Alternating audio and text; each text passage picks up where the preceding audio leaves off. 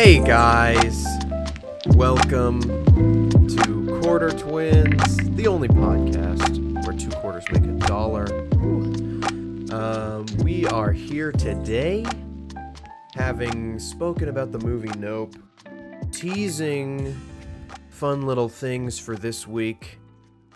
It's gonna be great. This week is exciting. I don't know how long it's gonna be. It's gonna be a lot of me. So if that's annoying, then, well, you wouldn't still be here, all right? That's right. So, yeah. You have the podcaster voice over here, so You think so? People are into it. Yeah. I don't know.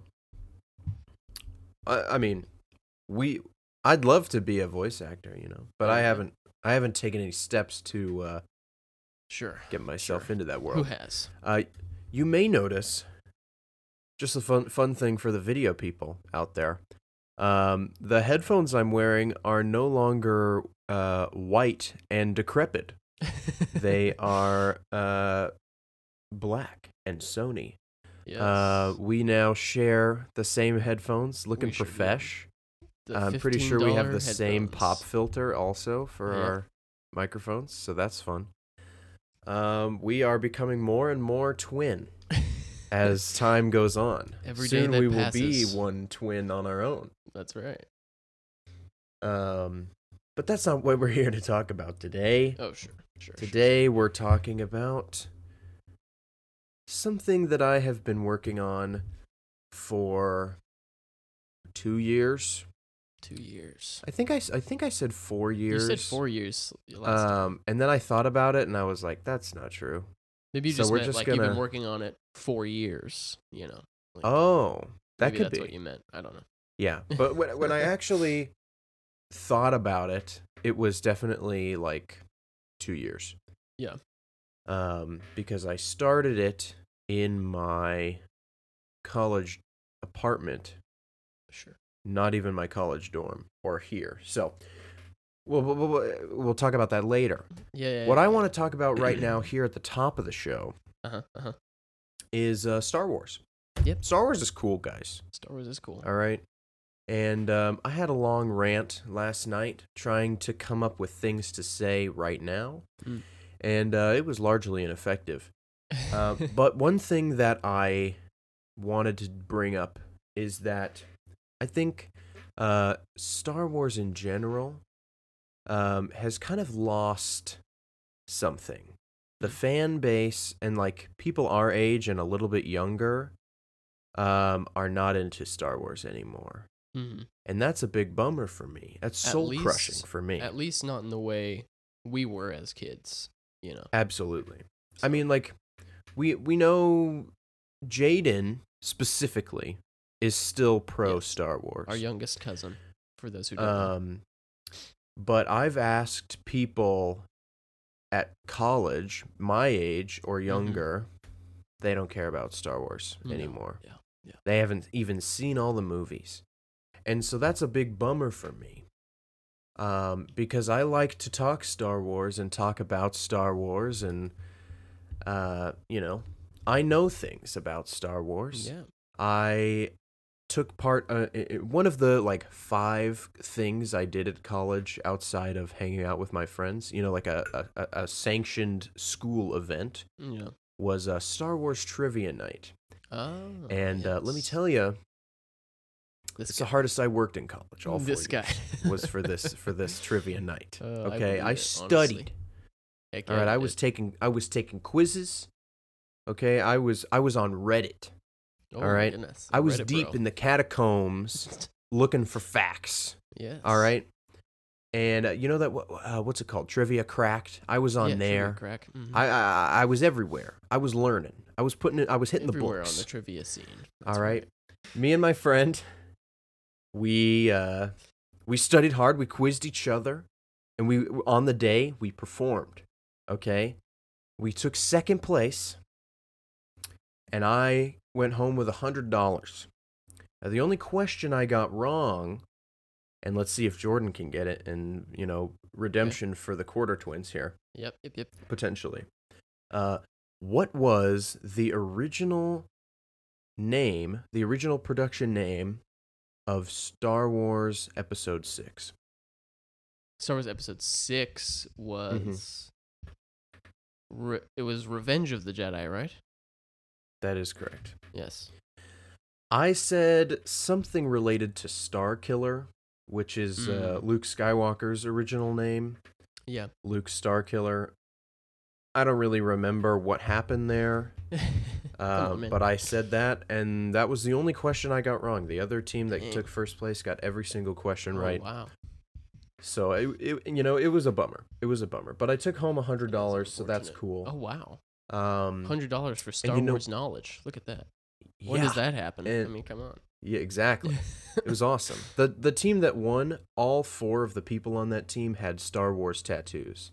Okay. So like, yeah. I like to claim like I'm in the upper echelon of Star Wars nerddom, but these guys were permanently, well, not permanently, tattoos or whatever, but they had marked their skin with the Rebel Alliance and Mandalorian heads and that sort of thing. So they were intense, they were awesome, and I wished I was their friend. You know what else is cool, Jordan? TV is cool. TV is cool. Yes. How about that? Yeah. Okay. We love TV. TV's great. Talking about Star Wars and TV, guess what? There's a show called Andor coming out. Yeah. Beautiful, seamless transition from me. Right. We watched another trailer of Andor. Jordan, your thoughts? It looks like the best thing from Disney Star Wars since The Last Jedi. It looks phenomenal. Wow. I don't have much else to say other than it just like everything I ever complained about Kenobi, at least this show, we haven't seen the show yet, obviously. Sure. But at the very, very least, this movie, like, visually looks just, leaps and bounds above even The Mandalorian. And even, like, Kenobi's not even a thought, because that movie looks so terrible. And it's baffling, because I've said many times, I literally had zero, like, I couldn't have any less interest in Cassian Andor, and now I'm over here like, this is my most anticipated Star Wars thing ever. Not ever, but I'm hyped for the show to come out. I don't really know. They decided to dump the first 3 episodes on the same day, which is a really weird idea. Yeah. Because it's 6 episodes, and so if you're gonna release the first 3, you might as well just release the whole thing, because what's the point of that? And I feel like a lot of people might just wait then for the whole thing to be out. Actually, I probably should do that, because the episode a week thing it's never worked for me with any of these shows. So I think I might just wait and watch it all together. Wait to binge. I probably will enjoy it more that way. So maybe we'll both do that, and then we can just talk about it when it's over. We'll only have to wait, a month through. Yeah, exactly. So, Andor looks absolutely gorgeous. It does. One last thing to talk about before we dive in. One thing that me and Jordan have been enjoying lately is a video game called Multiverses. Okay, it's just a fighting game with Warner Brothers characters, Batman, Finn the Human from Adventure Time, LeBron James, that sort of thing. And we've been playing it a lot and recording it and streaming it over on my YouTube channel, RAZAMUPHU. That's Razimafu. That sounded awesome, by the way. I just came up with that right now. That sounded great. That's Razimafu. And so exactly. That's awesome. But I wanted to ask the question for the YouTube viewers. If you guys would want to see anything like that on this channel, some funny moments and stuff, I can link the video that I made for my channel in the description of this video. So you can get a taste of what exactly we're looking at. If you guys want to see any gaming stuff over here on Quarter Twins. If not, that's fine. You can subscribe to my channel, because that's where the gaming is. That's what's happening. But if you guys want to see it over here on the more subscribed YouTube channel, Weep, then I'll bring it over here too, you know? There you go. Such is life. Okay. Now for a ad by Anchor.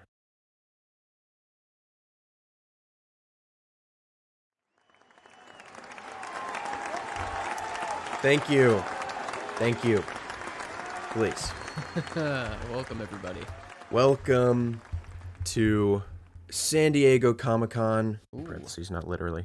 We are here today to talk to you about something we know you want. That we know you're excited about. Yes, we do. Star Wars is dying. And people here want more. You're here for a reason. Lucasfilm is here to talk about a project, not literally. And this project is something that the people have asked for years. And we've shied away from something like this for many years because we're corporate weirdos and we're afraid to move away from the thing that's made us buku bucks, the Skywalker saga. Now, this, but the times have changed. That's Rise of right. Skywalker was literally the worst movie on the planet Earth. The worst And we've listened to you. We've heard you. You guys don't want anything about Tatooine, No. about the Skywalkers, the Palpatines. No. You certainly don't want any more Kenobi. Not at all. Am I right? Am I right? Yeah. So, we're here today to talk to you about a project in the Star Wars universe that doesn't take place during the Skywalker saga. Woo. It doesn't take place during Palpatine's reign of terror. Woo! It doesn't take place during a time when there was like one Wookiee left. Woo! Exactly. Okay, we're talking Old Republic.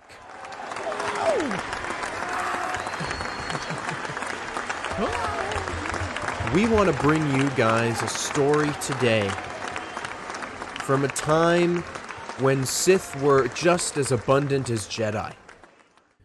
When the galaxy was split in half. We're here today to show you Star Wars Wyvern.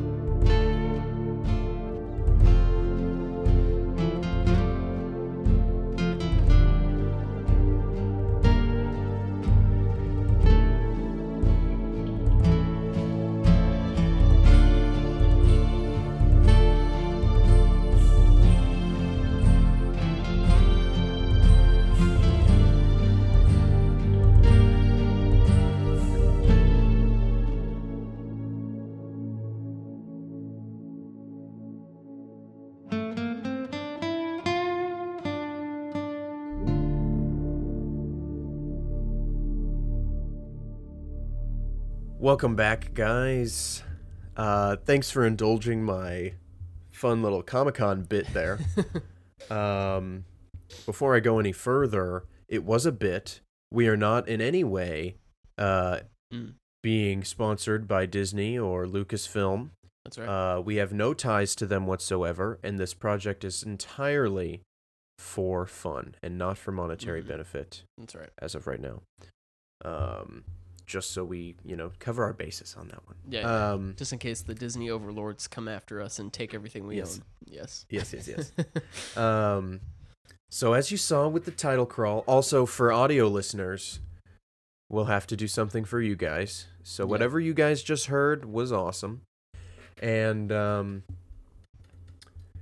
basically this is a story, a TV show, ideally, that I have been working on since 2020.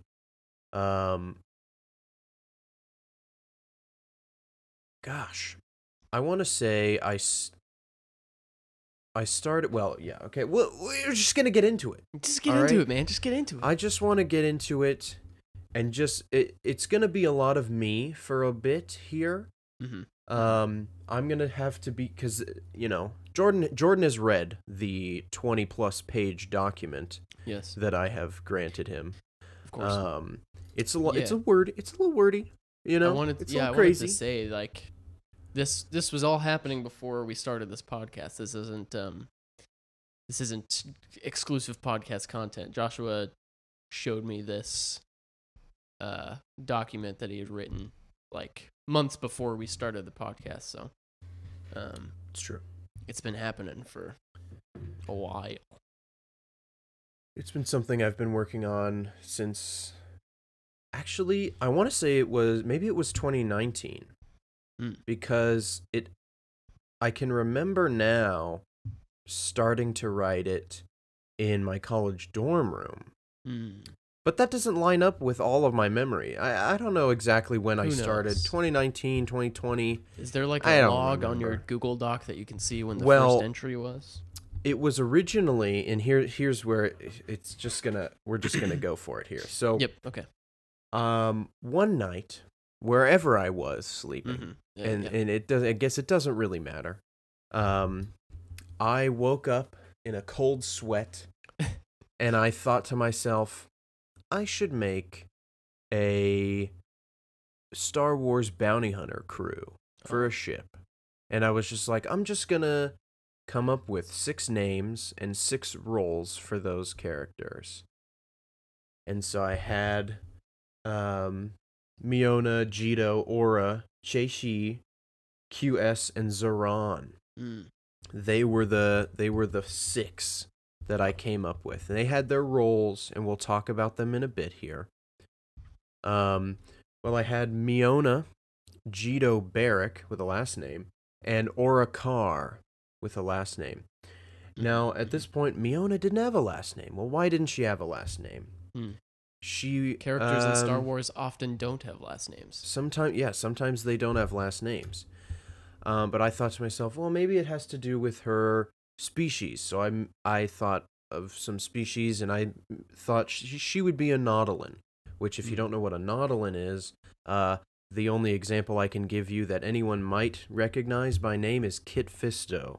But Kit Fisto has a last name, so that doesn't work. Maybe we'll put that famous meme of Kit Fisto on the video. Yeah. Yeah. Well, okay, she's a Nautolan, but she still doesn't have a last name. Why doesn't she have a last name? And I thought to myself, oh, maybe she was too young when she was sold into slavery. And that happened. And so she never learned her last name, and because she was sold into slavery alongside those other 2 people who were a little bit older than her, right? And so at this point, now I have, slaves, and I was like, okay, well, we're gonna move. How did they get out of slavery? And so they started, they escaped one day, and they worked at a diner for some time, and they bought a ship and joined the Bounty Hunters Guild. And how did they meet these other people? And it just kind of all started pouring out of me. And like 3 days later, I had like 7 pages of character arcs and background lore and species names and antagonistic forces and what characters wore and what they looked like and how they talked. And it just, it felt so easy to do. Like I was just throwing stuff out there. Yeah. And it was so much fun. And that was the moment I was like, okay, is this something? Do I want to do something with this? And so I thought, maybe it's a book. And so I started visualizing it as a book series. And I thought that was okay, but books in general are like not in right now. Yeah, right. People don't read. So I thought, okay, maybe not. We can do animation. I love animation. Yep. And I think that animation is amazing and one of the best mediums because you can tell there's literally no limit to your imagination. The camera, there's no limit, right? Shout out to Star Wars Visions. Everybody go watch that. It's pretty dope. Heck yeah, dude. So good. Mm-hmm. But we have to shout that show out because people don't know it exists because it's animation. And people don't take animation seriously. So in the end, I thought in terms of being the most realistic possibility here would be a live action TV show. So that's where I ended up. And just to truly curse the Disney Plus formula, this show will be 3 seasons, 72 episodes for 24 episodes per season. There you go. That's the play. That's the plan. Yeah. And so I have been building the world building. I love world building, you guys. Okay, it's my jam. All right, it's everything. I've also well, it's not everything. Calm down. Yeah. But I've also I've come up with other ideas and other stories. Because that's the stuff I really enjoy is like creating characters and creating systems and all that sort of stuff. It's been a lot of fun for me over the last couple of years when I started doing this. Yeah. But in terms of this project specifically, I have begun filling out rough plots for each episode. And as of last night, I finally finished season 1, roughly, again. I have more to fill out for that, as well as the rest of the show in its entirety. But starting today, Jordan, well, in terms of a screenplay, script writing capacity, Jordan has officially joined the team. Yes, there you go. Jordan has already been on the team. You may have heard a couple times already some beautiful music created for this project by Jordan. Yes. And it's awesome. It fits my vision exactly how I wanted it to be as the principal creator. Heck yeah. The CEO of our company over here. Exactly. So, but we'll talk. He'll talk about that later. In a little bit more depth. Get Quarter to the Twins themes Productions. and the thematic. I just thought of that. Exactly. That's our production company. Awesome. Okay, and I'm here for it. So let's just talk a little bit about. Excuse me. Let's just talk about. Oh, goodness gracious! Excuse me. Put that in the notes there. Yeah, please. So I just wanted to take some time to kind of talk to you guys about what this project is. More specifically. So you guys have heard or seen the title crawl we did for the first episode of the show. Basically, we have a plot synopsis that I could give the Disney execs when I'm there pitching the show. Yes, when they invite us. I'll just read it verbatim here for you guys. A dastardly band of 6 bounty hunters trek across the galaxy in search of their next paycheck. On the run from the Jedi Drin Ferris, tasked with retrieving a stolen relic, as well as Tala and Tiona Madar, bounty hunters hired by the Galactic Republic in order to capture the crew. The crew must find a way to escape their pursuers while also making enough money to pay for gas. Watch the crew of the Wyvern as they embark on a quest to become the most notorious crew in the galaxy. Wow.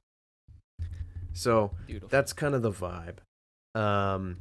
It's a group of bounty hunters doing odd jobs, trying to make it in the world, and they're being chased by a Jedi. And the antagonistic force of the show is led by a Jedi. And that is something that is never been done before.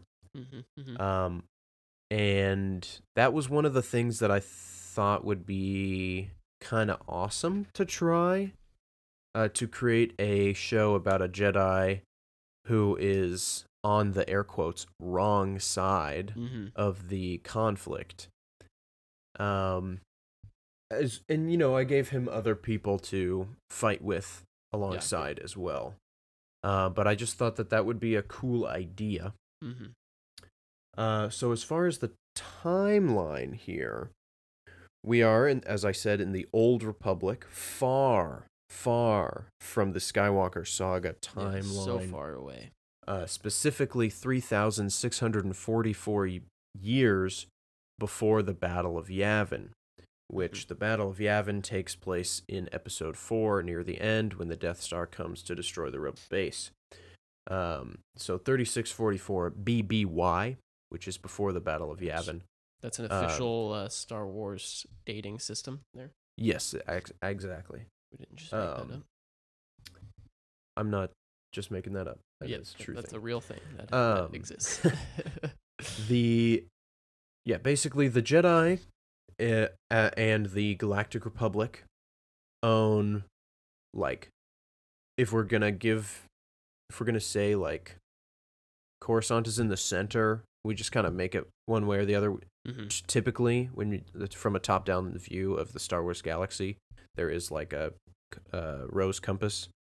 So like the west side of the galaxy, west half from Coruscant to the west is, well, Coruscant's not right in the middle, but you know what I'm talking about. The half of the galaxy is for the Galactic Republic and the Jedi, and then half of the galaxy is the Sith Empire and the Sith Lords themselves. So a treaty had been signed between the two to stop the First Galactic War between the two powers. And that time, they're at peace right now. But the two sides still hate each other's guts, right? Right. But they understand that the citizens that live in their halves of the galaxy aren't interested in war and dying and all that terrible stuff. Sure. So they, for the greater good, are at peace right now with roughly half of the galaxy to each of their power systems. And so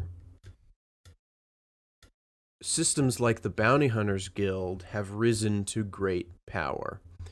The Bounty Hunters Guild is able to take jobs from both sides and achieve things on both sides of the galaxy and not take any blame because they're bounty hunters. They're not affiliated with either side. And the powers that be can't be held accountable for anything that the bounty hunters do. Right. So they can kind of just attack each other at the line, steal stuff from each other, assassinate political rivals, all that sort of stuff, whatever they want, using the Bounty Hunters Guild. So the Bounty Hunters Guild has become incredibly powerful right there on the borderline. And our show is about bounty hunters who are on and off with the Bounty Hunters Guild. They take a couple jobs here and there, especially like freelance, but they can always find work with the Bounty Hunters Guild. And so they go on a mission to free someone from prison, and it's a high-risk mission. So they, Miona, Jito, and Aura hire some new hands, and they bust a dude out of prison, And on the way out, Miona fights a Jedi Master Oh. whose name has not been made. I realized the other day that he never got a name. Oh. Well, Miona wins that fight, Mm-hmm. and she takes his lightsaber as a trophy of her victory over him. And it's called a light pike. Now, a light pike, for people who aren't aware, is a lightsaber, but the hilt of the lightsaber is 3-4 feet long, along with the blade on top as well. Mm-hmm. I'll insert some fancy video of a lady using a light pike to give you an idea of what we're looking at here. It's just it's closer to a weapon called a naginata, which is a long stick with a blade on the end. Interesting combat. It's good for defense and offense. It's a solid weapon. So Drin Pharos, the Jedi, who happens to be the apprentice of the Jedi Master who was defeated in battle, wants to retrieve the light pike from Miona and the crew of the Wyvern in an attempt to help put his master to rest. Yes. So he wants to retrieve this stolen relic, as I called it earlier. And meanwhile, the Chancellor of the Galactic Republic doesn't want people to see that the maximum security prison on Coruscant can be broken into, and so they employ their secret hit squad, the Madar twin sisters, to go take out the crew. They don't want the evidence to exist. So those Drin and the Madar twins kind of team up, sort of, in a way, just purely based on convenience, basically. They're going to join forces to chase after the crew. So that's kind of like the first 3 episodes kind of get you to this place. Yeah. And the rest of the show is about them being chased down and the political issues surrounding the Jedi half and the Sith half, and all of that good stuff. Yes, for sure. So that's kind of what I came up with, and there are elements that we haven't talked about here yet that are related to Star Wars: The Old Republic, which is a MMO video game by Electronic Arts, aka EA. EA Games. It's in the game. Yep. Yeah. And so there are elements that I have borrowed from that loosely. Sure. Just a couple names sort of thing, just a couple names. Well, one character, and then one thing that he did. Sure. And like planets and stuff, but that's basically all. Whatever. Anyway, right? Star Wars is Star Wars. So, we're going we to talked Tatooine. briefly. Yeah, there are a couple episodes that go to Tatooine. Yeah, but it's cool. It's only because there's nowhere else to go. We like going to Tatooine for one episode, not the entire show on Tatooine. That's what we don't That's like. true. Well, it's gonna be like 4 episodes, but that's fine. Yeah, You know. what I mean. For a time. It's not the whole show, guys. All right. And it's an old Tatooine, so it's different. Yeah, it's different. Yeah. So I wanted to talk about the crew themselves and a couple of the antagonists here briefly. And then we could talk about the Wyvern and Jordan's current contributions to the show. Yes. So we have Miona, who is our lead, the leader of the crew. She's a Nautolan. She uses the light pike, as we've mentioned. She's very cool, calm, and collected. She's a very strategic mind. She doesn't like to take huge risks. She's willing to, I mean, she'll take a risk if she thinks that the odds are better Mm-hmm. for the crew to make more money. She's very aware of the lives that she leads, and she doesn't want to put anyone at great risk because she cares a lot about the people that she is in charge of, and they put her in that position because of that. Yeah. So we love Miona. She's very great. She's sure. awesome. Jito Barrick is the first mate, and he is he's quick-witted, light on his feet. He is at this point the pilot of the ship, at least for the first couple episodes there. And he uses these things. Oh, what did I call them? Kyuzo blades. Which Kyuzo blades aren't something I came up with. They already exist in the Star Wars universe. They are in Star Wars Solo, A Star Wars Story is the name of that movie. Yeah. Yes. What's his face? Who plays Vision? Anthony. That's not right. Oh gosh. What's his name? Something Bennett, right? Oh gosh. It's one of those things where I don't remember. I know this guy. Yeah. But I can't think of his name for some reason. Oh, Paul Bettany. Jesus. Paul Bettany. Paul Bettany. Gosh. I said Bennett. Yeah, that was close. Paul Bettany uses these like double-bladed knives with the little pink laser on them in that movie. They're pretty cool. So he uses those. He flings around and jumps around and stuff. He's funny. He's quick-witted, as I said. And I'm not going to talk deeply about any of these characters because I don't want to spoil it for you guys. You know, there's plans. I got things. Yeah. Aura Carr is the next character on the list.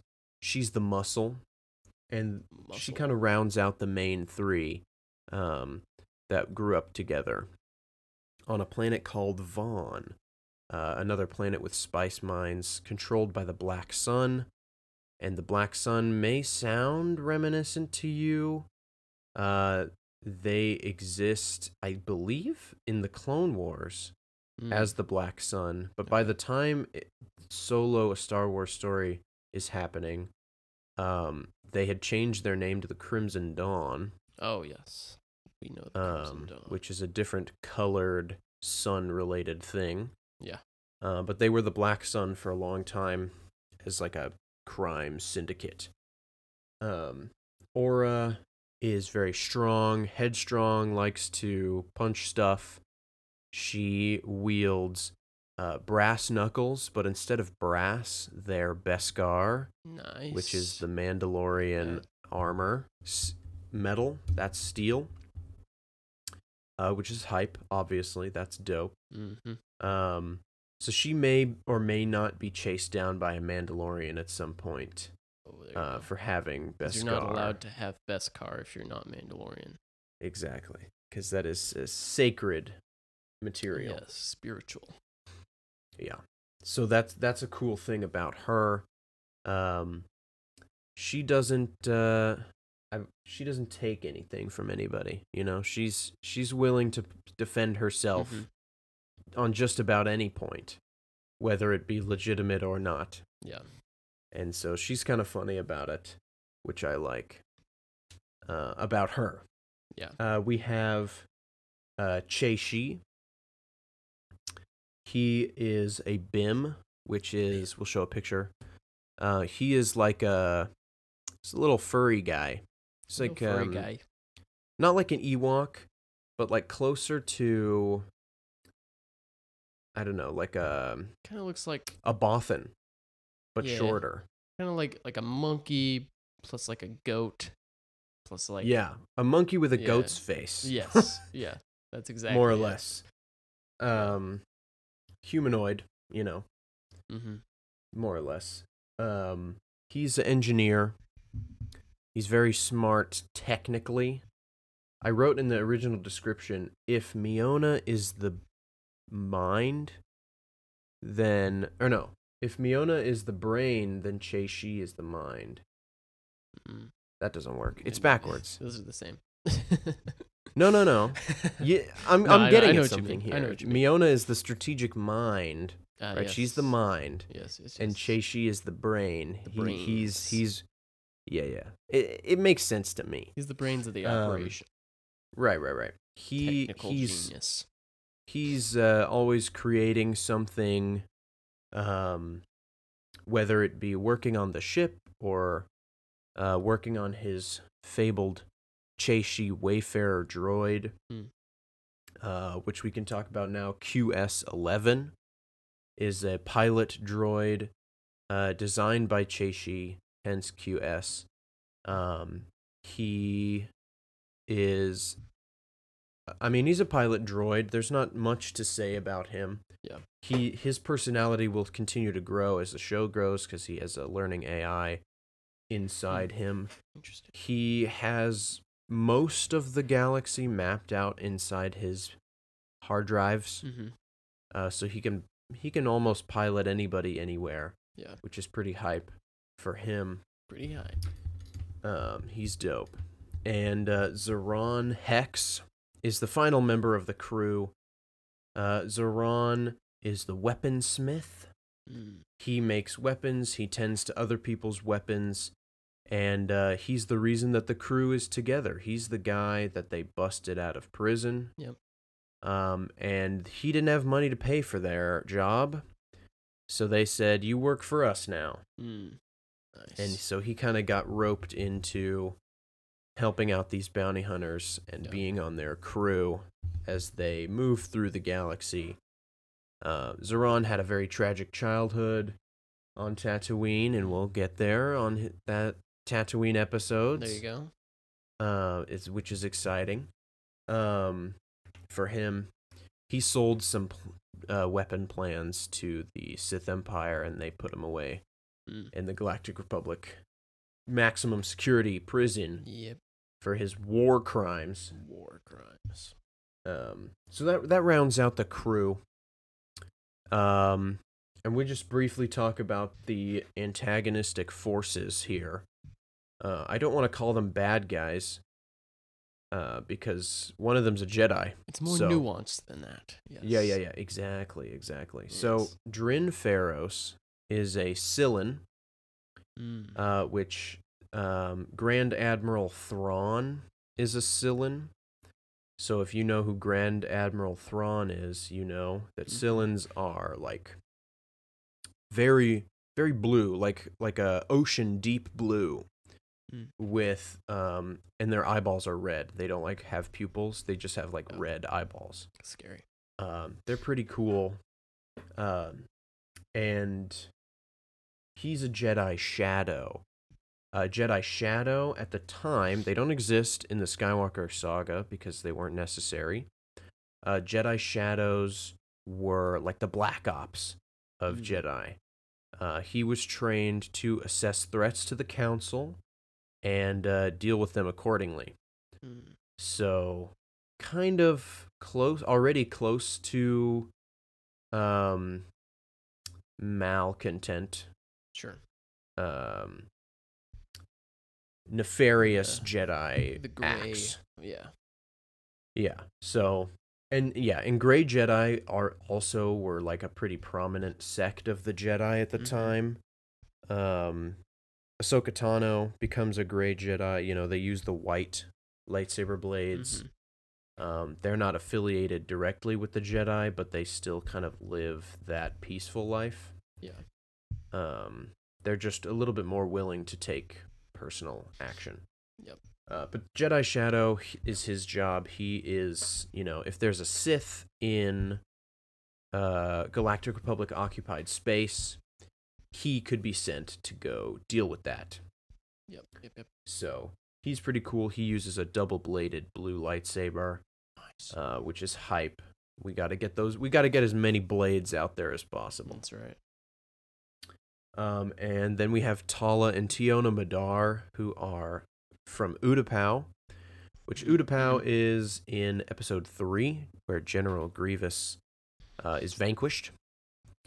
And they are similar to Aura Singh, who is another famed bounty hunter during the Clone Wars. They are very lanky, skinny characters, pretty tall as well. They are willing to do just about anything for the Chancellor because he's put them on retainer as his like personal hit squad. Yeah. So anything the Chancellor wants or needs to keep him in power, they're the ones that are going to get it done. So they also use vibro weapons, which the Mandalorian has a little vibro dagger that jiggles at a certain frequency to kind of simulate lightsaber-esque permeability, so it can kind of cut through anything. So Tala uses 2 vibro sword-esque, like probably machete-length weapons, and then Tiona uses a scythe, like the Grim Reaper. So that's pretty cool. I think they're vibing with that. Yeah. And so those 3 are chasing the crew down across the galaxy, putting trackers on their ship, talking to people, trying to figure out exactly where they are. And so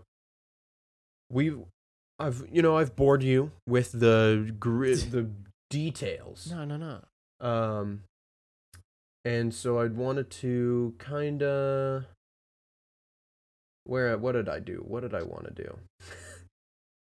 We were going to talk about the Wyvern itself. So yeah, okay. So the Wyvern, if you guys don't know what a Wyvern is, it's a mythological creature from, Dark Ages time.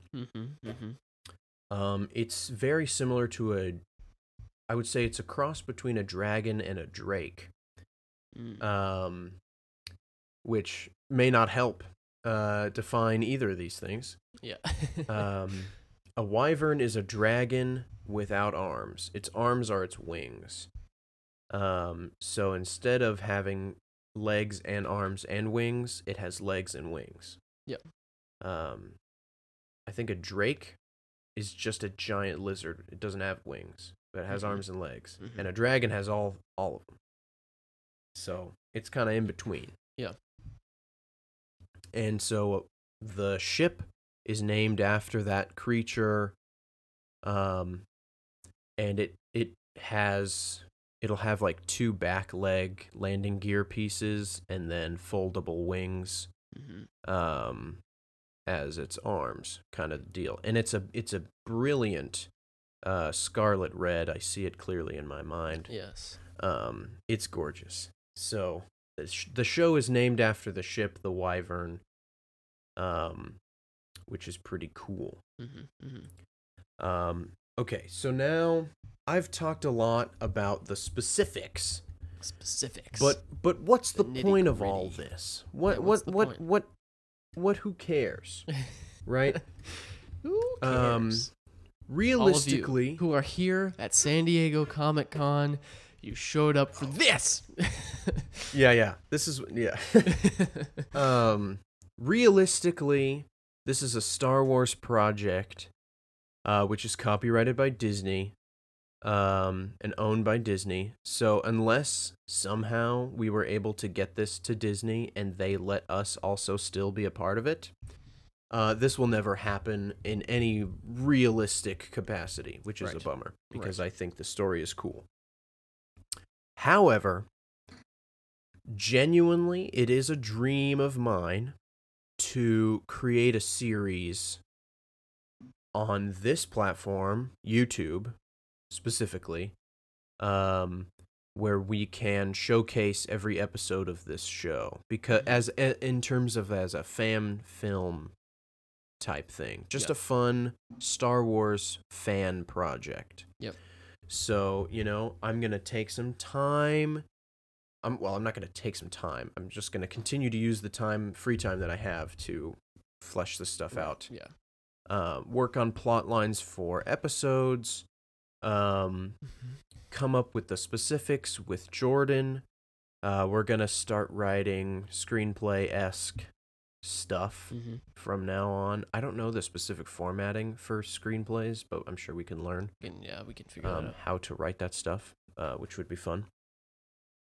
And I want to, realistically, I think it would be super, super cool to get concept artists and voice actors and just make it. It doesn't need to be, shot and acted or animated or anything like that. We can just have like concept art and just have it like slowly move across the screen or something. Yeah. And then have actors portray specific lines from the show, or talk about the lore of the episode in general, and just make it. And I think that would be super cool as just like a thing to have. Like, hey guys, here's my portfolio. By the way, one of these things is a 72 episode long Star Wars show. So it's something that I've worked on for a long time now, 2 years already, and I've more or less finished the first season in broad terms, talking about the conceptual plot line for each episode of the season, and I have the overarching plot for season 2 and 3, which is it's just been a lot of fun to be like, yeah, this is happening, it's real, and imagining it as such. And over time, that has kind of driven me to continue working on it, and I've shared it now with Jordan, and he wanted in. That's right. So he has come to me with some things of his own. Oh, yes. And we're gonna take a look at them now. Yeah, I've talked enough. He showed me this thing. We were at an Airbnb for one of our cousins' weddings, and he brought in his laptop and was like, "Look at this thing."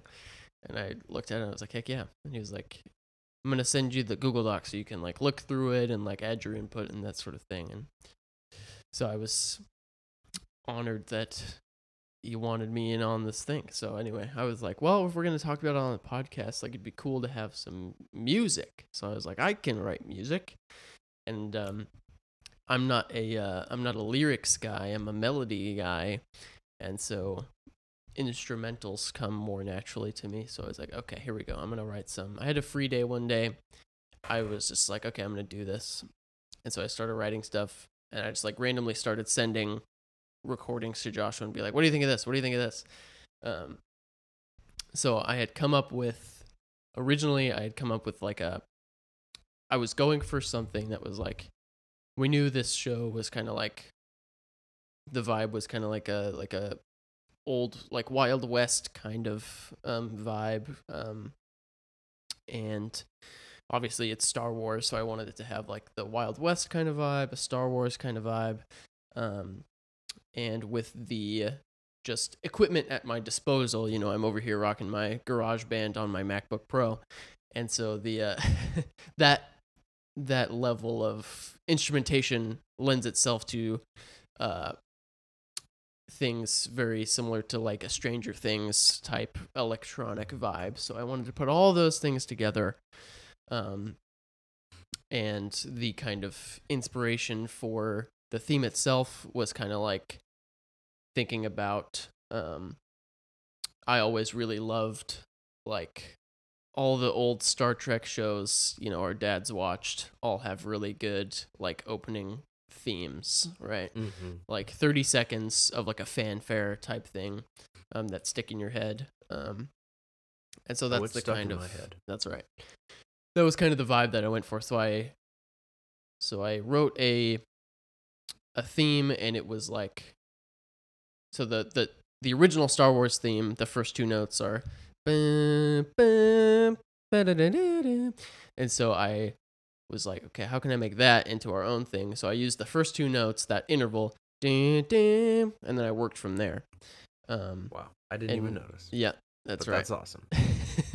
So I worked from that, and I can't think of the melody in my head right now because I'm thinking of the actual Star Wars theme. But we're gonna play you the original concept for the Wyvern theme.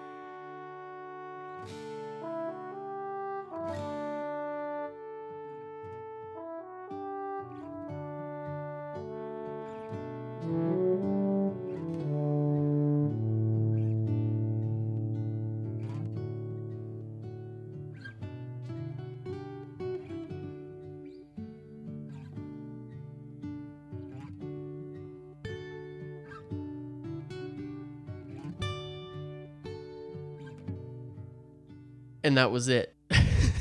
Wow. Wow, yeah. So it's a little bit like, it's pretty good, kind of fanfare-ish.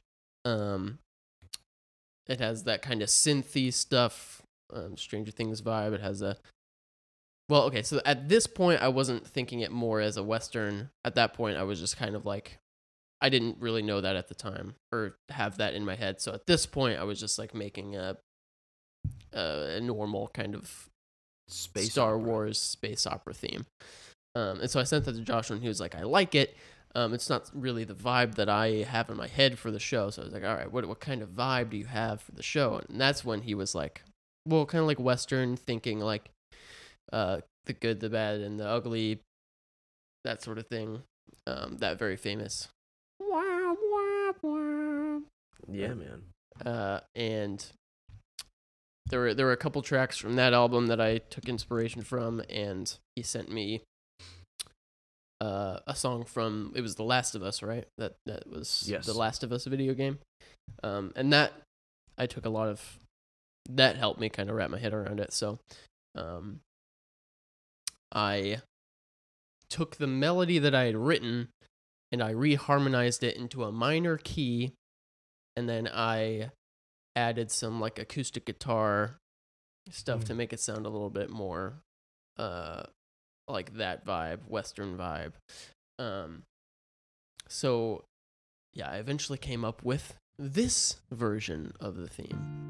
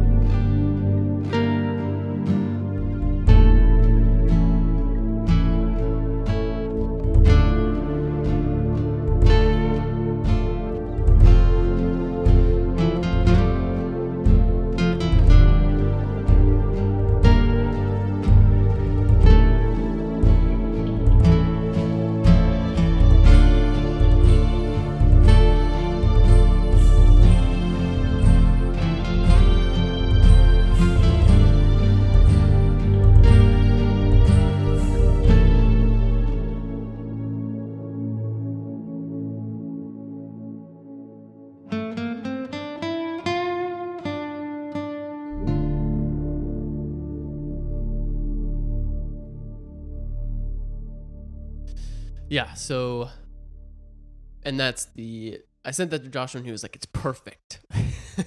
I literally, you guys, like, I've been humming it since that day that he sent it to me. I genuinely genuinely was like I'm so happy with it. And I didn't have to pay for it because he's part of the team. My price, he asked You me what my see. price was, and I think it was like $50 million or something. But Yeah, it was a little expensive. yeah. But yeah, I was so happy that he liked it because I worked hard on it. So I was like, I hope he likes this. I hope my boss likes this. And I did like the original theme too. Yes. Just, I thought, here's I didn't really give him any direction. Yeah. And so I thought, okay, I like it, but this is what I really want. Yes. And then he sent me exactly what I wanted. And I was like, perfect.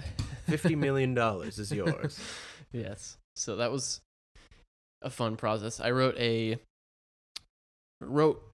makes it sound like I wrote a love theme also that we can play. It was more just like me improvising a thing. Improv makes it sound cooler than it is also. I was just playing. You arranged. I arranged this thing. We could play that too if you want to. Yeah, play them all. Just play it.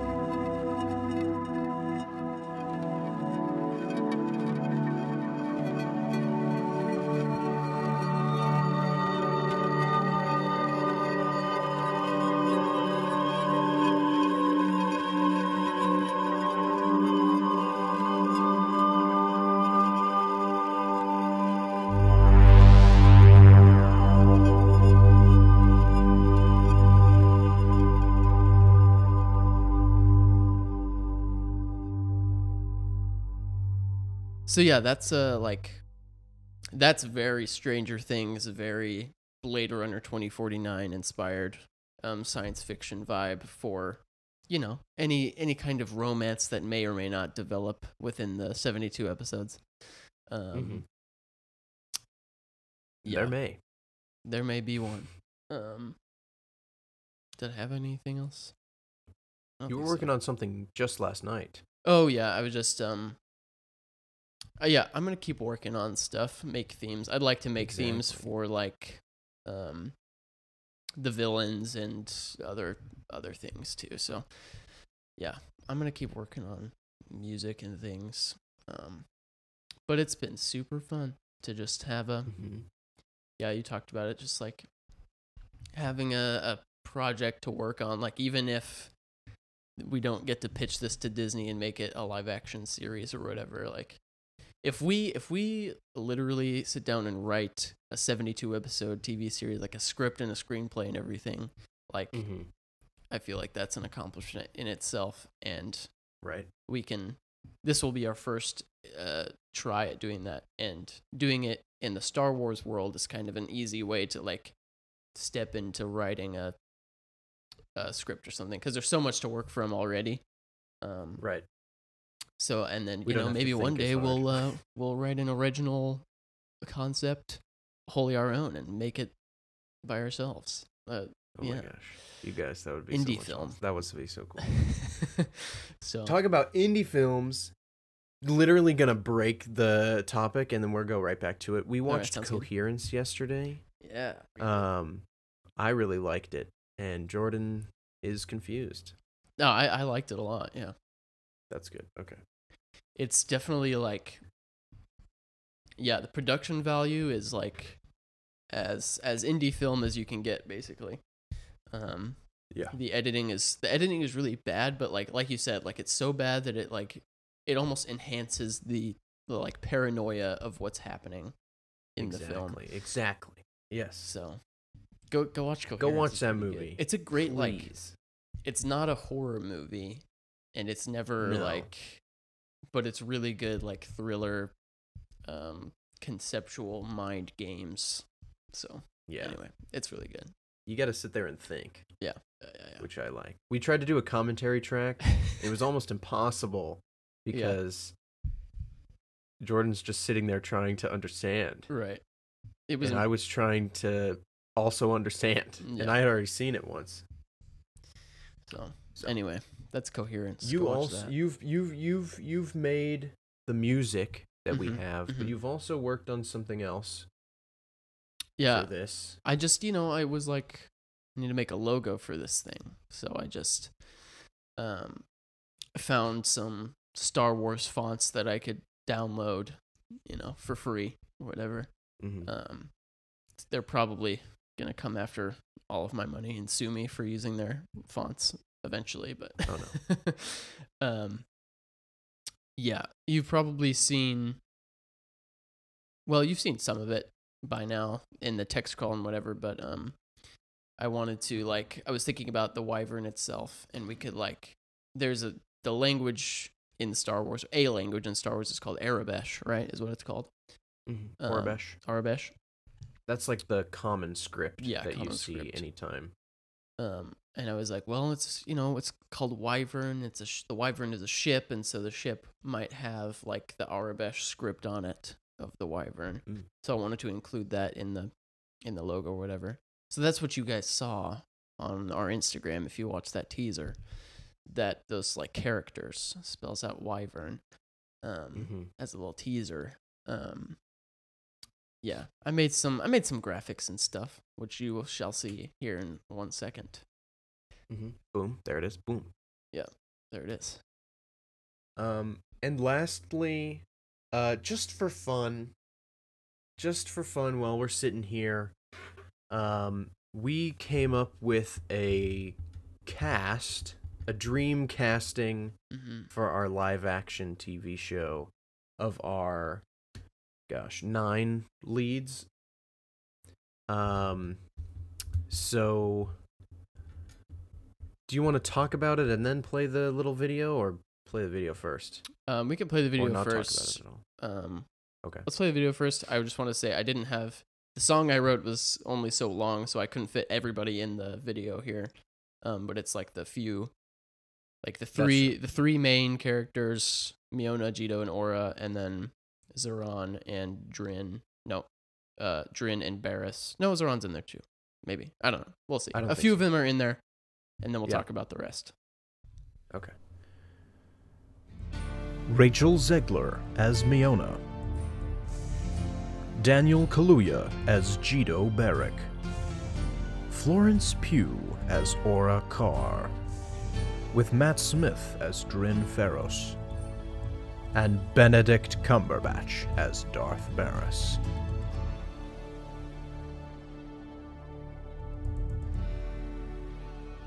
Star Wars Wyvern.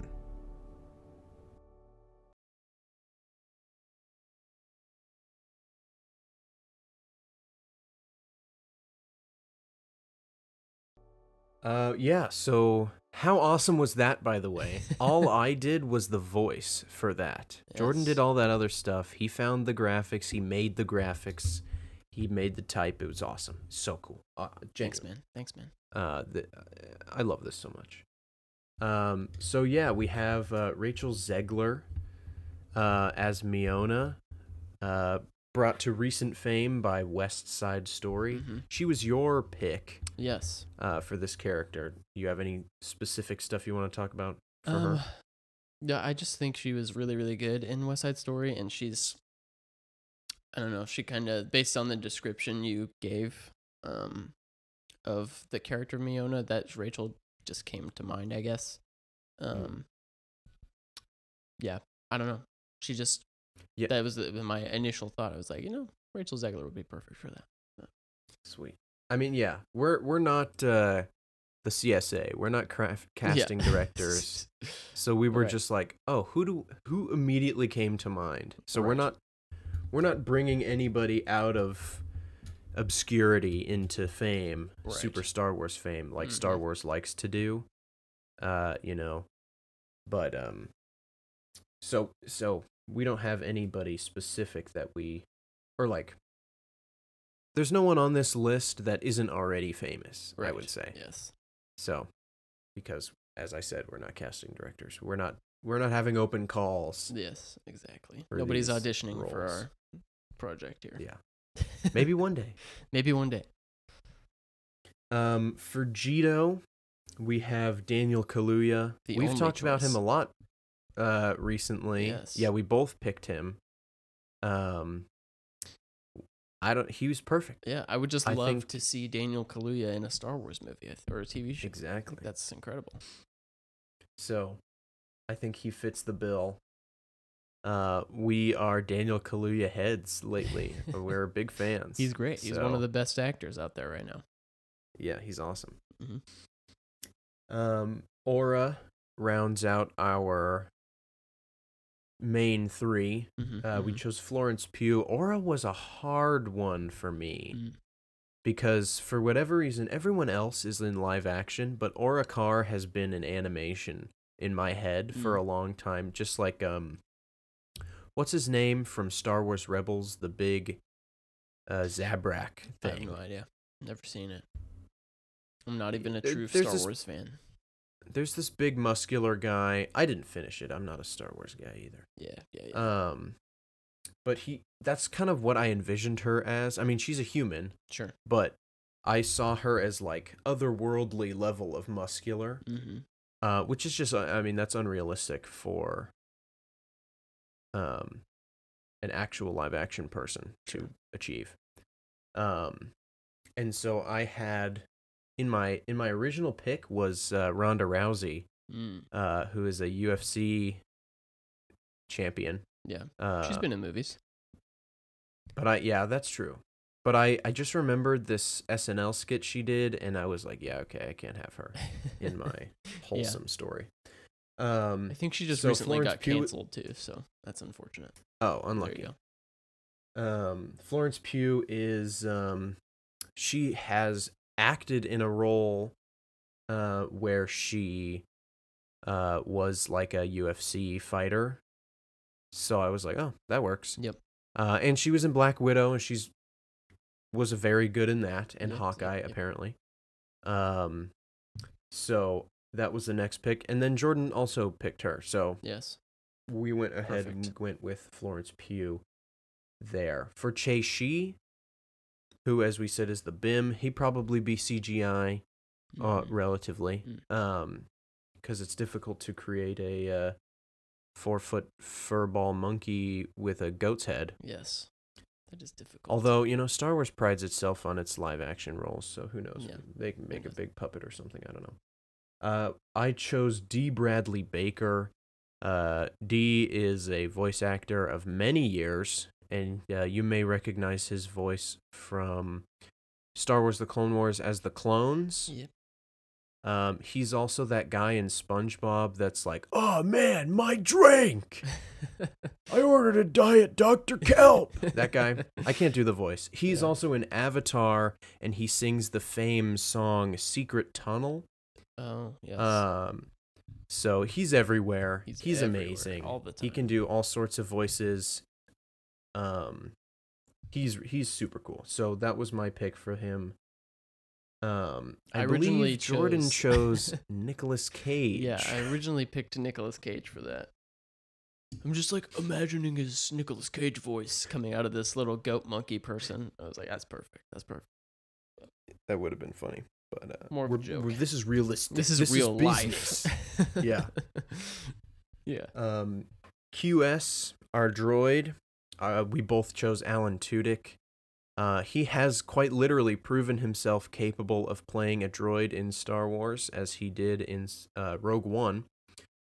And I don't think he would be against doing it again. Yeah, he'll do anything.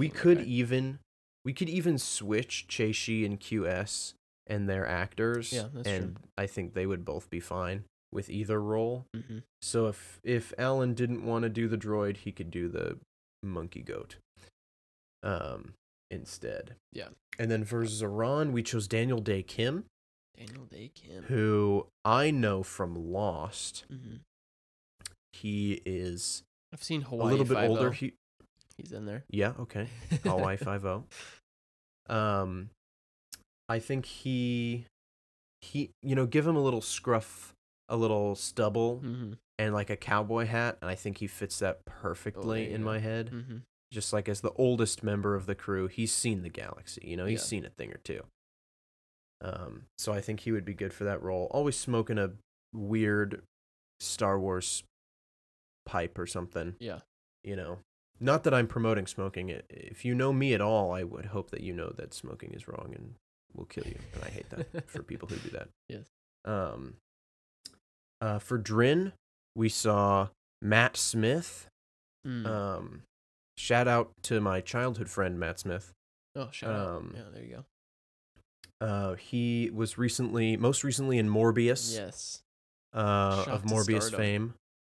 If I'm not mistaken, he was also the Doctor at one point. Yes, he was the Doctor from Doctor Who. He was in The Last Night in Soho. I don't know if you ever saw that movie. I haven't. Yeah, I really liked his. I haven't seen Morbius, and I haven't seen Doctor Who either. So yeah. I haven't seen. No, I've seen Last Night in Soho, but I really like his the vibe that he has. He's a kind of a creepy looking dude, and I think he'd be really good for that character. Jedi. Put him in some full facial makeup. Yeah, as a He'll look great. Cillian, right? I think he'd look really good. Cillian. Yeah. We have Darth Barris, who I didn't really talk about at all because he's not in season 1. Spoilers. Darth Barris will be played by Benedict Cumberbatch. Yes. He's the biggest name. He's the highest billed I kind of actor hyped him up. here, yeah. He's the seller. Darth Barris is the character that I took from Star Wars The Old Republic. And some of the things that he does in that, he may or may not also do in the show. That was like one starting point for me to like kind of build the show around in terms of like when we are and what's going on in that space. Yeah. So Darth Barris is kind of my anchor. Sure. Even though he's not in the first season of the show. So Benedict Cumberbatch will come in and play. He sure will. We're gonna get him. And then yeah, we're gonna get them all. Yeah. And then for the Madar sisters, we're gonna have one actress play both roles. Kind of a what's that guy's name?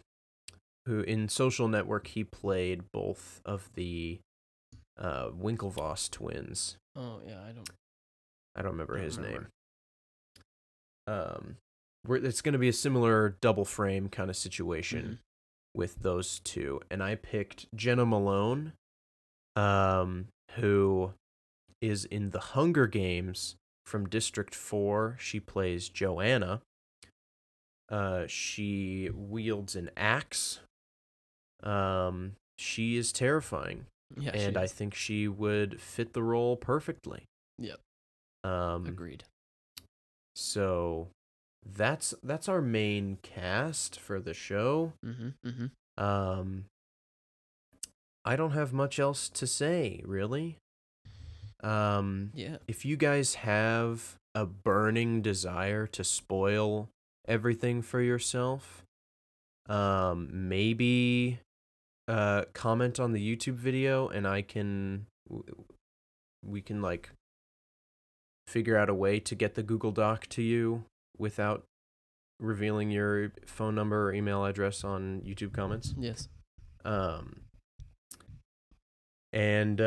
We can, if you guys want to read all 20 whatever pages of notes that I've made for the show, I have a Google Doc, and you can look at that. But yeah, I think we're gonna keep, we'll bring this up every so often when we have a major update. Give updates and things. What else is there? Do you have anything else?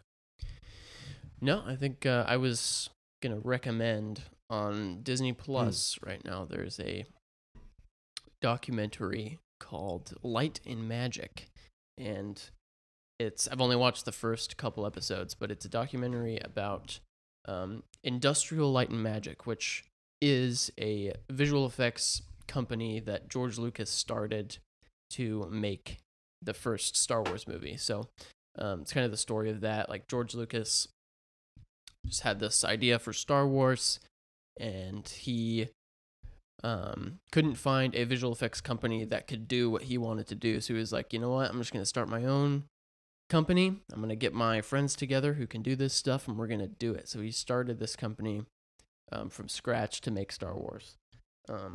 It's just like fascinating story, and I was just watching it a couple nights ago when we were preparing for this, and just like listening to the man himself, George Lucas, talk about like the early days of Star Wars, and like these guys that he brought on, like they were in their 20s, like these are just like young dudes new to the industry, who just like made the most popular movie of all time. And so like it was just super cool and inspiring just to be like, you know what, you can make stuff sometimes if you really want to. So anyway, and that's what we're doing, we're guys. doing it.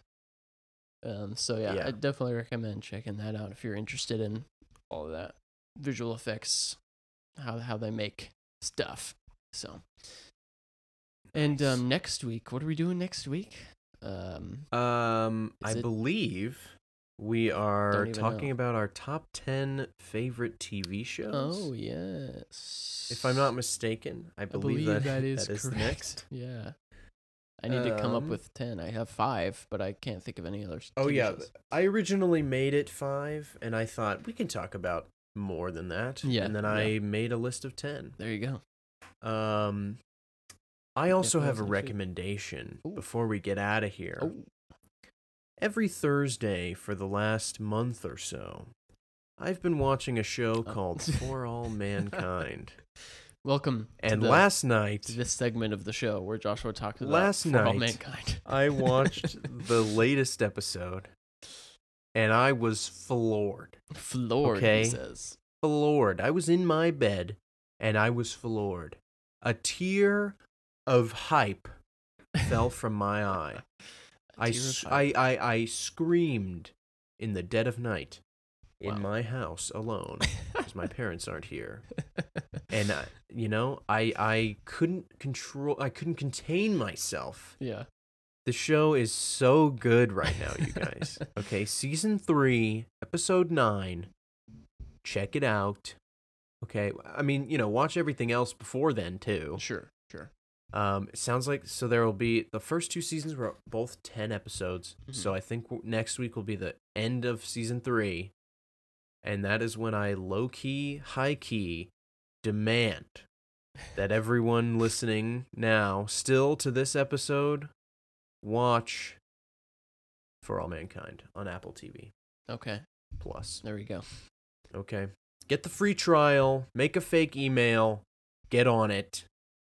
It's so good. Spoiler alert, it will be on my top 10 TV shows of all time list. Yes. Okay. Can't wait for And I'm serious about this. So passionate. Yeah, seriously. It's like I can't not gush about this show because it's shot well. The music is good, which isn't always the case for TV. Actually, I fully disagree with that statement. Most of my favorite scores were from TV. Yeah, that's true. It's just really good, you guys. The acting is good. The plot lines are insane, but also like not unbelievable, which is really cool. They haven't gone completely overboard with anything. Mm-hmm. It's awesome. There's one character that I hate them. And I hate them. But it's only because they do something so terrible that it's unspeakable. Oh my goodness. Okay. So go watch Industrial Light and Magic's new documentary series Light and Magic on Disney Plus. Disney Plus. Wow. I had a lot of trouble saying Plus. Disney Plus. And go watch For All Mankind. I'm not going to stop recommending it. Yeah. Until you all watch it and tell me that you did so I can stop. It's really good. I want to have a podcast episode about it. Wow. We should do that. So, next week we're going to talk about our top 10 favorite TV shows. We will see you next week. Jordan, take us out of here. Yes, thank you all so much for listening to our episode today. Hope you enjoyed it. Thank you for joining us for a new thing and what's the word I'm looking for? A departure from our normal discussion. Hope you all are still enjoying this show. Thank you as always for listening and watching and subscribing and liking and commenting and all the things. So we will see you again next week for TV shows. Goodbye.